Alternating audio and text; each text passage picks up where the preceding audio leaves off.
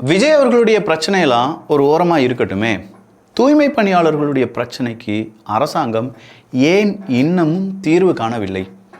தூய்மை பணியாளர்கள் அவங்களுடைய போராட்டமாக இருக்கட்டும், அவங்களுடைய கைதாக இருக்கட்டும், பாரதி அவருடைய அறச்சீட்டமாக இருக்கட்டும், தமிழக முதலமைச்சர் மு.க.ஸ்டாலின் அவர்கள் தூய்மை பணியாளர்களுக்கு நிரந்தர வேலை அப்படின்னு சொல்லியிருந்தார்.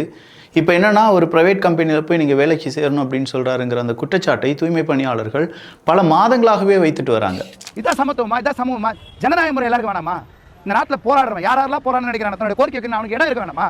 எல்லாரும் தானே போராடணும். ஊடகத்தில் செய்தி வெளியிடணும், சுதந்திரமா, கருத்து சுதந்திரம் இருக்கணும், பேச்சு சுதந்திரம், நினைக்கிறத மேடையில் பேசணும். இதான ஜனநாயக சுதந்திரம். எமர்ஜென்சி, அறிவிக்கப்படாத எமர்ஜென்சி அவசர நிலை என்பது தமிழ்நாட்டில் தூய்மை பணியாளருக்கு விதிக்கப்பட்டிருக்கு. அவங்களுடைய போராட்டம் நசுக்கப்படுகிறது, அவங்களை அரெஸ்ட் பண்ணுறாங்க. 3 மாதங்களாக எந்த வேலையும் இல்லாமல் நாங்கள் இருக்கோம், எங்களை எப்படி நாங்கள் பாதுகாத்துக் கொள்வது, நாங்கள் வேலை இல்லாமல் இருக்கிறதுனால போராட வேண்டிய அந்த தருணம் எங்களை ப்ரெஷர் பண்ணுறாங்க, எங்களெல்லாம் தனியாருக்கு போக முடியாது அப்படின்னு சொன்ன செய்தியாக இருக்கட்டும், மிகப்பெரிய அளவில் ஒரு பெரும் சர்ச்சையை ஏற்படுத்தி இருக்கிறது. சொல்லப்போனால் தூய்மை பணியாளர்கள் மீது அறிவிக்கப்படாத எமர்ஜென்சி என்பது நடைமுறைப்படுத்தப்பட்டிருப்பதாக அவங்களுக்காக போராடக்கூடிய பாரதி அவர்கள் சொல்லியிருக்காங்க. இந்த அறிவிக்கப்படாத எமர்ஜென்சினா என்ன தெரியுமா?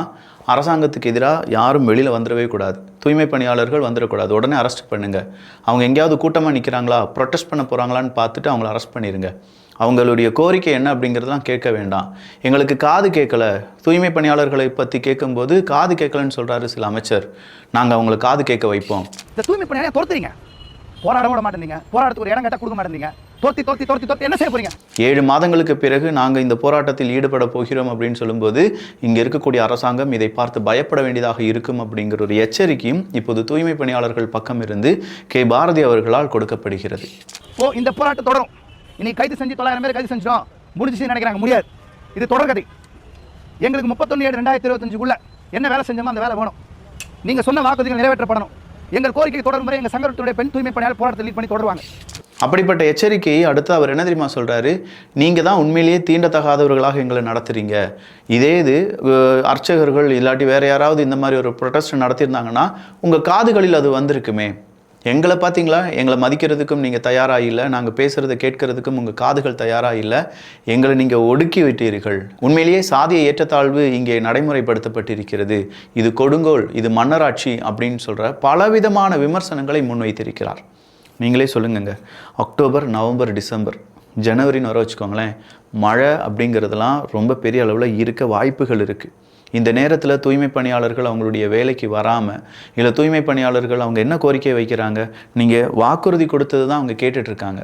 நீங்கள் சொன்ன வாக்குகளை நம்பி அவங்க உங்களுக்காக வாக்குகள் கேட்டிருப்பாங்க. அவங்களுடைய ஏரியாக்களில், அவங்களுடைய உறவினர்களிடம், அவங்களுக்கு தெரிஞ்சவர்களிடம் எல்லாத்துக்கும் இந்த அரசாங்கத்துக்கு, இந்த அரசியல்வாதிகளுக்கு ஓட்டு போடுங்கன்னு சொல்லி கேட்டிருப்பாங்க. அந்த நம்பிக்கை இப்போது அவர்கள் கேள்வியாக மாறி இருக்கிறது. அந்த நம்பிக்கையை நீங்கள் உடைச்சிருக்கீங்க. நீங்கள் சொன்ன வாக்குறுதி அவங்க நிறைவேற்றலை அப்படின்னு சொல்லி தான் தூய்மை பணியாளர்கள் கேட்டுக்கொண்டிருக்கிறார்கள். ஸோ தூய்மை பணியாளர்களுடைய இந்த போராட்டம் வெற்றி அடையுமா தோல்வி அடையுமா அப்படிங்கிறது எல்லாத்தையுமே ஓரிரு வாரங்களில் நமக்கு தெரியறதுக்கான வாய்ப்புகள் இருக்குது. இதே மாதிரி ஏகப்பட்ட ஆனால் நம்மிடம் இருந்து மறைக்கப்படக்கூடிய பல செய்திகள் இருக்கின்றன. அது எல்லாத்தையுமே பார்க்க போகிறோம். இது ஆழமான அரசியல் சதுரங்கம்.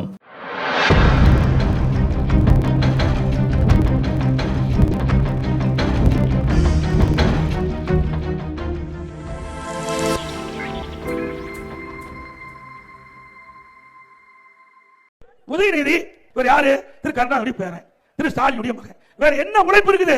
திமுக உழைப்பு கொடுத்துக்காரா? இவரு பேசுறாரு, நம்பல பால்டாயெல்லாம் பேசுது, என்ன பண்றது? எப்பா, இந்த பால்டாயெல்லாம் பேசக்கூடாது பார்த்துக்கோங்க. எடப்பாடி தவழ்ந்து வந்தார், காலுக்கு நடுவில் இருந்து வந்தார், இல்லை எடப்பாடி அவர்கள் ஊழ்ந்து வந்தார் அப்படிலாம் சொல்லுவாங்க. ஆனால் உண்மையிலேயே இதை பற்றி பேசுகிறதுக்காயா உங்களை துணை முதலமைச்சர் ஆக்கியிருக்கோம்?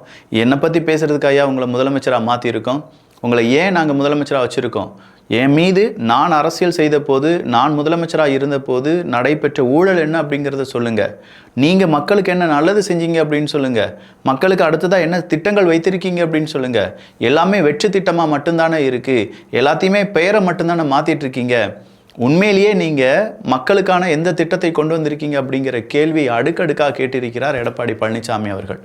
இதில் ஏதோ ஒரு வார்த்தை பால்டாயில் அப்படின்னு சொல்லியிருந்தார். இந்த பால்டாயில்னா யாருக்காவது என்னன்னு தெரியுமா? எனக்கு தெரியாது, இல்லை பொய் சொல்ல விரும்பலை, தெரியும். ஆனால் நீங்களே சொன்னால் அதில் சுவாரஸ்யம் அதிகமாக இருக்கும். கமெண்ட்ஸில் நிறைய பேர் பார்ப்பாங்க. எனக்கு கொஞ்சம் என்கேஜ்மெண்ட் கிடைக்கும், பாரு எவ்வளோ பேர் வந்து விக்கிக்க வீடியோ பார்த்துட்டு இருக்காங்க அப்படின்னு சொல்லி கூகுளே என்னை பாராட்டினாலும் பாராட்டலாம். அதனால் அந்த பால்ட் ஆயில்னா என்ன அப்படிங்கிற உங்களுடைய கருத்துக்கள் இங்கே வரவேற்கப்படுகின்றன. சரி, இப்போ இருக்கக்கூடிய இன்னொரு சிக்கல் என்ன தெரியுமா? சாதியை ஒழித்தது யார்? அஃப்கோர்ஸ் திராவிட கட்சிகள் தான். எவனாவது சொன்னீங்கன்னா அது சரிப்பட்டு வராது அப்படிங்கிறத இப்போ மக்களே பேச ஆரம்பிச்சிருக்காங்க. கோவையில் மிக நீளமான ஒரு அது பாலம் அப்படின்னு சொல்கிறாங்க, ஓவர் பிரிட்ஜ் அப்படின்னு சொல்கிறாங்க. இதில் எது அப்படிங்கிறத அவங்களே கன்க்ளூட் பண்ணட்டும்.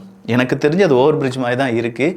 அந்த ஓவர் பிரிட்ஜ் அப்படிங்கிறத ஃப்ளைஓவர் அப்படின்னு சொல்லுவோம் பார்த்தீங்களா, இந்த ஃப்ளைஓவர் அப்படிங்கிறத திறக்கிறாரு மு.க. ஸ்டாலின் அவர்கள். ஆனால் கிட்டத்தட்ட இந்த ஃப்ளைஓவருக்கான வேலை 10 வருடங்களாகவே நடந்துகிட்ருக்கு. அதனால் அதிமுக என்ன சொல்கிறாங்கன்னா, நாங்கள் தானே அதை செஞ்சோம், யாரோ பெற்ற பிள்ளைக்கு நீங்கள் பேர் வச்சுக்கிட்டீங்களேப்பா அப்படின்னு சொல்லி எடப்பாடி பழனிசாமி அவர்கள் உட்பட நிறைய பேர் இதை விமர்சனமும் பண்ணாங்க. எது எப்படி இருந்தாலும் இப்போ ஆளும் கட்சியாக இருக்கிறவங்க திமுக, அவங்க திறந்து வைப்பது தான் நியாயம், அவங்களுக்கு தான் அந்த கிரெடிட் போகணும்னு வச்சுக்கோங்களேன். அப்படிப்பட்ட பாலத்திற்கு ஜிடி நாயுடு அப்படிங்கிற அந்த பாலத்தினுடைய பெயராக அறிவிக்கப்பட்டது.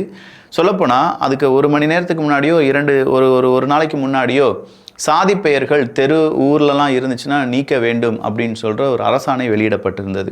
இப்போ தெரு பெயர்களில் சாதி பெயர்கள் இருந்தது என்றால் அது நீக்கிவிட வேண்டும் அப்படின்னு சொன்ன அதே முதலமைச்சர் மு.க. ஸ்டாலின் அவர்கள் ஜிடி நாயுடு அப்படின்னு சொல்லக்கூடிய அந்த சாதி பெயரை மட்டும் விட்டு வைத்து விட்டாரே அப்படிங்கிற விமர்சனம் எழுந்தது. அந்த விமர்சனத்திற்கு இப்போ தங்கம் தென்னரசு அவர்கள் அவருடைய விளக்கத்தை கொடுக்கிறார். அவர் என்ன விளக்கத்தை கொடுக்கிறார்னா, ஜிடி அப்படின்னு சொன்னால் யாருக்காவது அவரை பற்றி தெரியுமா? அவர் எவ்வளோ பெரிய சயின்டிஸ்ட், நம்ம தமிழ்நாட்டினுடைய எடிசன் அப்படின்னு சொல்லி அறியப்படக்கூடிய ஒரு நபர். அப்படிப்பட்ட நபர் அறிவியலுக்காக எவ்வளோ பெரிய கண்டுபிடிப்புகளை கண்டுபிடித்திருக்கிறார். அவருக்கு அவருடைய பெயராக அறியப்படுவது ஜிடி நாயுடு அப்படிங்கிறது தான். அந்த பெயர் இல்லைன்னா அவரை யாருக்குமே தெரியாது. எனவே ஜிடி நாயுடு தானே வைக்க முடியும். சும்மா கிடுக்குப்பிடியான கேள்வி. இந்த முதல்வன் படத்தில் ரகுவரனுக்கு அர்ஜுன் கேட்குற மாதிரி நாக்க புடுங்கிற மாதிரியான கேள்வி. அந்த கேள்வியை கேட்டுட்டாரு பார்த்துக்கோங்க.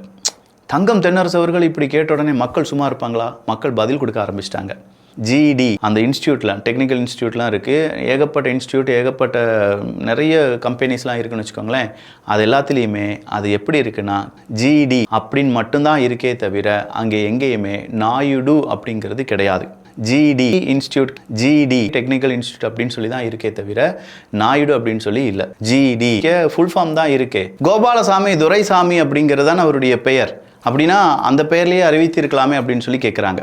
அப்போ இந்த ஜிடி நாயுடு அப்படின்னு சொல்கிற பெயருக்கு பதிலாக ஜிடி வச்சுருந்தா நல்லா இருந்திருக்கும் அப்படின்னு சொல்லக்கூடியதற்கு விளக்கத்தை கொடுக்கிறார் தங்கம் தென்னரசு.